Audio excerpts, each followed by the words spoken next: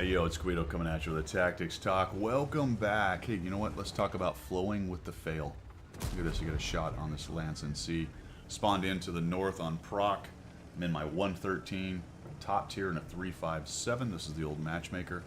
Take a hit from the 40T in the middle, and you can see that we got a huge stack of guys on the 1-2 line. That's not necessarily an automatic fail. Not necessarily. Kind of depends on what happens, right? So the flow with the fail idea is, as you see things start to go bad, you need to flow with it.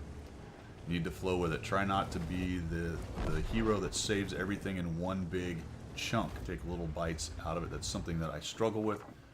I tend to go to a side and do well or die. But what we really want to do is flow with the fail and try to pay attention to it and see it happen. So if you look at this setup right off the bat, you can go, well, there's not a lot in the middle, so not great. There's a low, there's Guido, okay. There's a huge stack on the 1-2 line. They got a definite overmatch over there, probably. And it looked like a lot of red guys were headed up the hill, right? Looked like a lot of red guys were headed up the hill. So I'm going to hang out here. I want to support the hill guys if we can. If we can get them stagnated and whittle them down a little bit, who knows? But I see that there's certainly something going on in a push over on the 1-2 line. So I'm going to flow with the fail. We'll go over here. Right? They're pushing in. There goes the T95, right? T95 cannot be pinned. It's impossible to hurt, right? And all of a sudden, the 40T dies over on the other side. I'm like, okay, that's not good. And guess what? A 268 killed him. 268 killed him. And, oh, geez, look at the glob of guys. So they have realized there's nothing on the east side.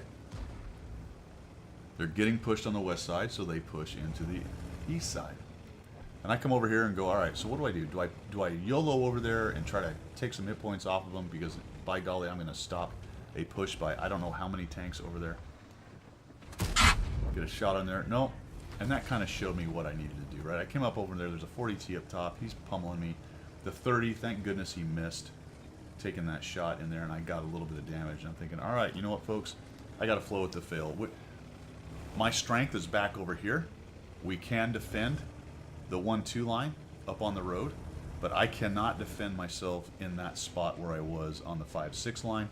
They are going to come around, they're going to come up on both sides of me, and it's going to be the end. So I've got to take my relatively fast, and hopefully fast enough, heavy tank and get the crap out of there. Time to run for my life. We're going to flow with the fail. The fail is all over here. In fact, they failed the push. The T95 is still pushing in, unbelievably.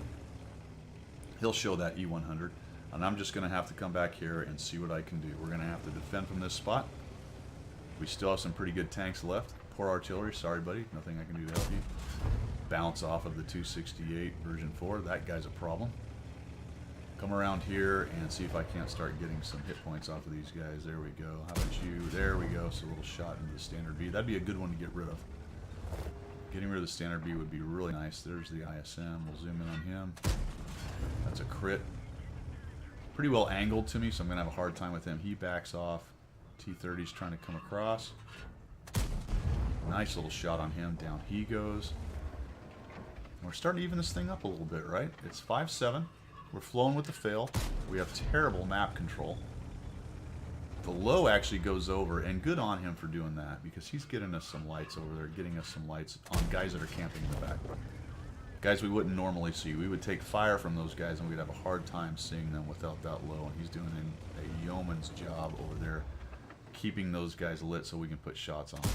There's another one into the 75, and holy cow, we got a lot of dudes in this corner. But we got a Tortoise, drops out some good damage. We've got me, pretty good reload. A little bit of spasticness on the shot. Down goes the 65T, who's attempting to get forward. See if we can put a shot into this guy. No, doing a nice job rocking. 40T's near dead. We'll just shoot him where he was, right? I bet he's right there. You think he's moved? I bet he hasn't moved. No, didn't move. Down he goes, and now it's 9-9. Now it's 9-9. The Object 430 moves down to the south. I like that because my biggest worry right here in flowing with this fail is that we would lose in the south there, and they'd start to come up from our side and light us from that direction. Then we take shots from two directions, and that's a huge problem. But the good news is that the 430 makes sure that that doesn't happen. They finally get the low, but we really have done a nice job of wrecking this push. So we got the E100. He's a problem. I'm hoping that the Tortoise, Batchat, and the rest of them are getting shots on, but I kind of feel like they're not. And down goes the 430. He really did do a nice job. He sacrificed himself, keeping those guys honest. You can see that these 3 clowns are all bunched up, which is not a great idea. One of them needs to be further south to provide a little bit of the canary in the coal mine. And this is not one by any means, folks. It's a 9 to 11, and we have terrible map control. Terrible map control. And those 3 guys all bunched up are not helping very much. Good news is that the artillery is taken off the board, so we don't have to worry about that too much. Well, too much at all. How about that? And this is a bit of the waiting game. They're going to feel like that they've got an advantage, and they really do with the T-49. He's a big, big problem, and I've mentioned it on several videos lately. On Proc, not having a scout is painful. But here he comes, being a little bit dopey, and we take him down with a snap. That gets me lit, but I'm able to back up. That's why I'm sitting right here, because I know I've got this ground I can put between me and the enemy. So I know the ISM is there.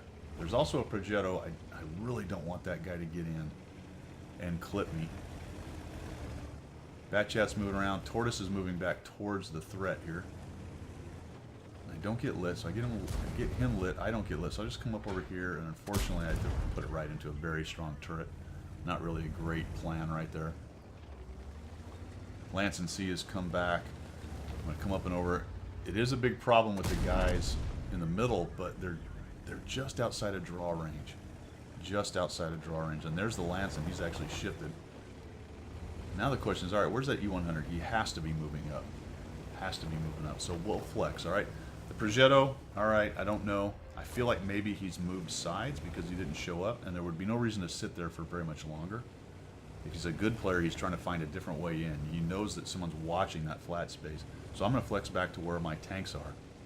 And at this point, it's more of a case of getting enough firepower in one spot and taking on threats as they appear than trying to get too much map control, and we're able to take down the E-100. And now we've got an advantage. And the question is, in the next 7 or so minutes, can we track down these 3 guys? And the Lancin shows up. He is right there. That's a bad, bad spot for him, more than likely. Not going to survive that. Batchat goes in. Probably took a shot, which is, the Lancin probably shot, which is why the Batchat felt like he could move in before he reloaded. And he does. He gets in there. He does not take any more shots, which makes me wonder, all right, well, so where is the 705 on Progetto? If no shots went in on the Batchat, they were not in a position to support the push from the E-100 and the Lancin, which means they must have either turtled up or gone somewhere strange. So let's try to find this out. Well, there's the object. He actually went all the way around and just wasn't in position yet. So I'll just get a nice full zoom in on that guy, and we'll drop 266 to end him. Brings me up to the top gun at 4,179, and now we just got to find the Progetto. Now, it's still dangerous, right? If that Progetto can catch a couple of us out where we can't see him, the Batchat's a one-shot. The Lancin, I believe, is also a one-shot. No, Lancin is not, and the Tortoise is not. So provided we don't do something very silly, it'd be very difficult for him to clip all of us out or to even get one of us and run away. But we do have to stick together. Now the Batchat is asking me to go to cap, and I'm thinking, you know what, we got 5 minutes. There is no reason for me to go on cap and let him know where I am. And anyway, there he is. He's way over there. And he was kind of waiting for that though, wasn't he? So come up. Depression's a problem for this tank. We'll try to zoom in on this guy, see what we can do. Put a shot in there, and down he goes. And that shot actually went in, I believe.